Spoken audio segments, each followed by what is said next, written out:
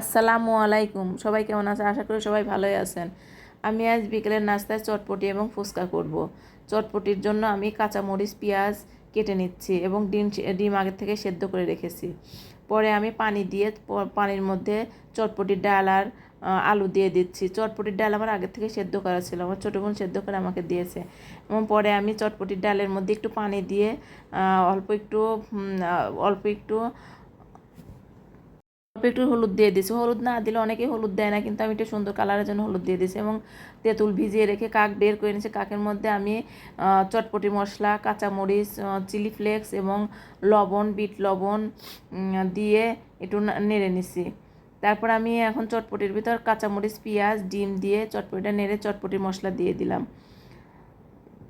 এবং একটু বিট লবণ দিয়ে চটপটি এখন নেড়ে দেবো। নেড়ে দেওয়ার পরে আমার পুরা রেডি। তারপরে আমি অন্য চুলায় আমি একটু ফুচকা ভেজে নেব।